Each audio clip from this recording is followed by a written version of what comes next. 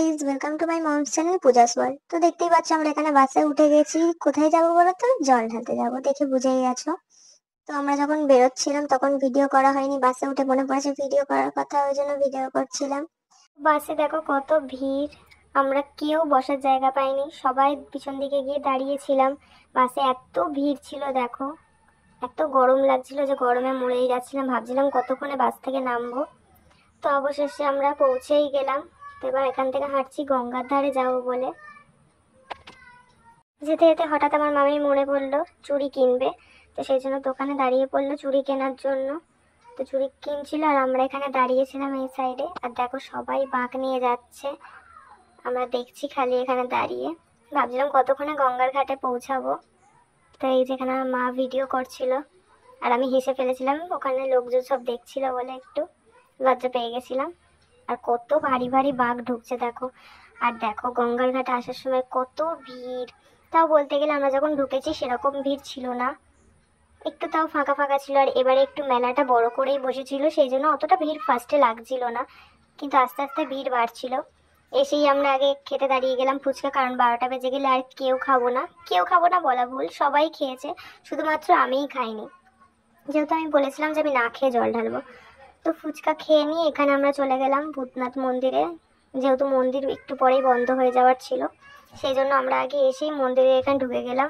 তো এই যে এই সাইডটা দিয়ে ব্যারিকেড দেওয়া ছিল, এর ভেতর দিয়ে ঢুকতে হচ্ছিল, আর সবাই গার্ডে দাঁড়িয়েছিল। তো ভেতরে কিন্তু ভিডিও করা অ্যালাউ ছিল না, আমরা ফার্স্টে জানতাম না। তো ঢোকার সঙ্গে সঙ্গে ওখানে একটা পুলিশ গার্ড দাঁড়িয়েছিল, তো সে বললো যে ভেতরে ভিডিও করা অ্যালাউ নেই। তো সেই জন্য আমরা আর ভিডিওটা করিনি। এই গেটের মুখ অবধি ঢোকার সময় ভিডিওটা একটু করেছিলাম, বাট তাও একটু ইচ্ছা হচ্ছিল ভেতরটা একটু ভিডিও করি। তো করতে তো দিচ্ছিল না, দেখছিল, আমাদের দিকে তাকিয়েই দাঁড়িয়েছিল। তো ঢুকে যতটা পেরেছি একটু ভিডিওটা নিচে হালকা করে, যেহেতু দেখলেই ফোন কেড়ে নেবে। তারপর ওখান থেকে বেরিয়ে এসে আমরা এখানে বোন বলছে ভুট্টা খাবে, সেই জন্য ভুট্টার দোকানে দাঁড়িয়ে পড়েছি। ও একাই ভুট্টা খেয়েছে, আমরা কেউ খাইনি। এরপর আমরা আবার একটু রুদ্রাক্ষ মালা কিনতে চলে যাব, গলায় পড়বে বলে। তারপর দেখো গঙ্গার ঘাটে এসে দাঁড়িয়ে রয়েছে, আমরা একটু দূরে দাঁড়িয়েছিলাম উঁচুর দিকে, যেহেতু সামনে প্রচুর ভিড় ছিল আর বড় বড় বাঘগুলো ঢুকছিল আর পা দেওয়ার জায়গা ছিল না।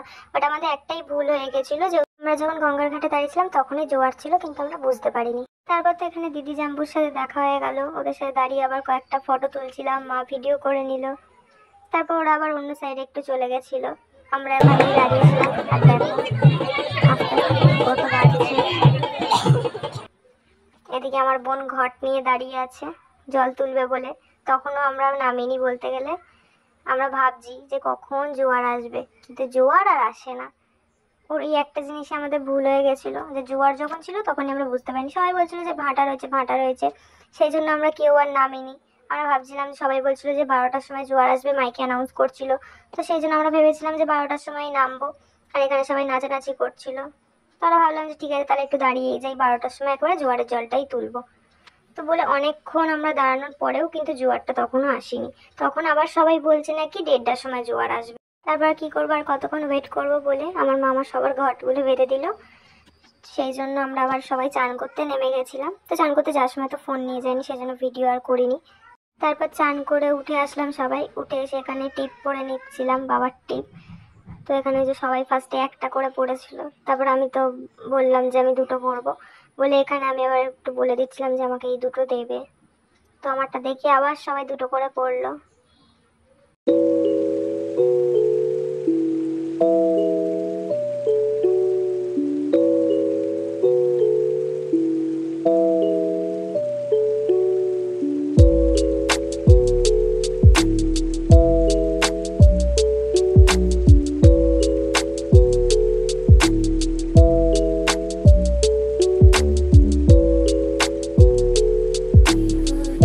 সবাই বেরিয়ে পড়বো, চান করে একেবারে টিপ পরে জল নিয়ে রেডি হয়ে গেছি। দেখো বেরোনোর সময় কত ভিড়, দেখো ঢোকার সময় কিন্তু এতটা ভিড় ছিল না, ছিল মোটামুটি, কিন্তু বেরোনোর সময় কিন্তু আস্তে আস্তে অনেকটা ভিড় বাড়ছিল। শুধু সামনে দেখো, আর বড় বড় বাঁকগুলোর জন্য আরো বেশি অসুবিধা হচ্ছিল। দেখো রাস্তায় চলে এসেছি, এখন একটু ফাঁকা আছে, যেহেতু সবাই অনেক এগিয়ে গেছে যারা আগে আগে বেরিয়েছে, আর অনেকে এখনো বেরোয়নি। আর আমার বোন তো সামনে একেবারে কত দূরে চলে গেছে, আমরা তখনও পিছনে হাঁটছি। আর এই দেখো আস্তে আস্তে সবাই বাঁক নিয়ে বেরিয়ে পড়েছে, সবাই যাচ্ছে এবারে।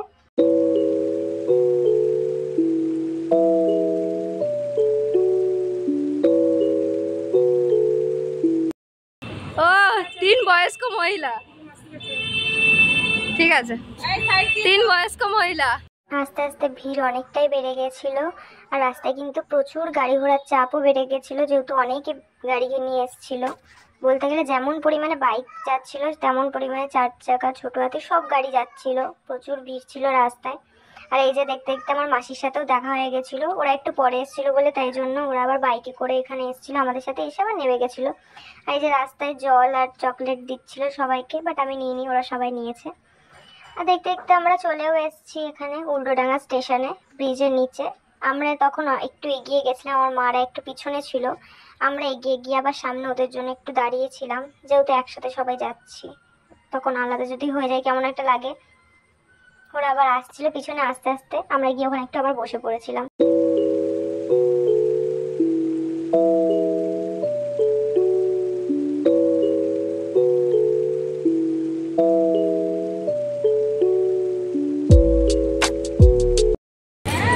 জলের কালেকশন বাবা।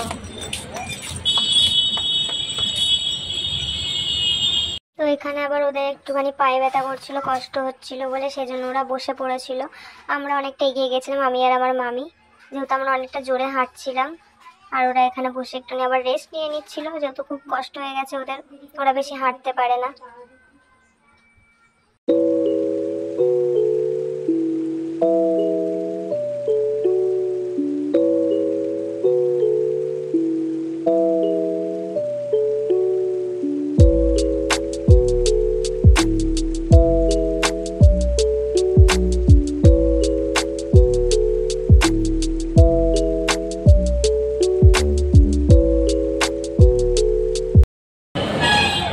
আমরা বাগুইহাটি চলে এসেছি, তো এখানেই সবাই আমাদের আছে, এখনো কাউকে খুঁজে পাইনি। যে বলেইছিলাম আমরা অনেকটা এগিয়ে এসেছি, তো আমরা এখানে জোড়া মন্দির, ওখানে একটা মন্দিরের এখানে এসে বসেছি। তো তারপর ওরা আমাদেরকে ফোন করে বললো তোরা বস, আমরা যাচ্ছি বলে আমরা বসেছিলাম। তারপর ওরা আসলো, এসে আবার এখানে কিছুক্ষণ বসেছিলাম, বসে আবার আমরা হাঁটতে শুরু করেছি। কিছুটা রাস্তা গিয়ে তেগুড়িয়ার সামনে ওরা আবার বলছে হাঁটতে পারবে না, সেই জন্য ওরা ওখান থেকে অটোয় করে বাড়ি চলে এসেছিলো। আর আমরা কিন্তু, আমি আর আমার ছোটো মামি পুরো হেঁটে এসেছি একা একাই, কেউ ছিল না আমাদের সাথে।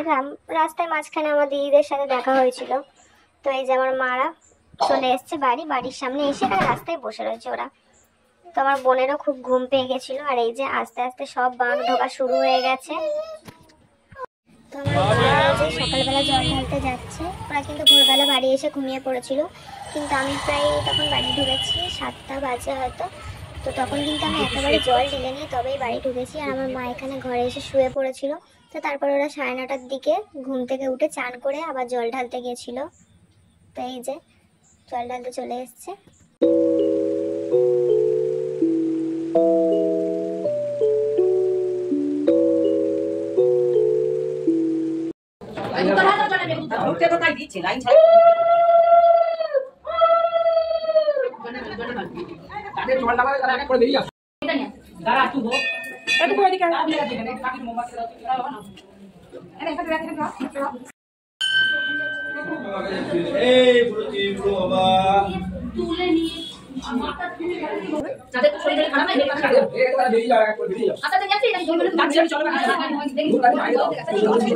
তো অবশেষে শ্রাবণ মাসের শেষ সোমবার বাবার মাথায় জল ঢালা কমপ্লিট হলো, এবার বাড়ি চলে যাবে। তো ভিডিওটা আজকে এই অবধি রইলো, ভালো লাগলে like, comment, share and subscribe করে দিও।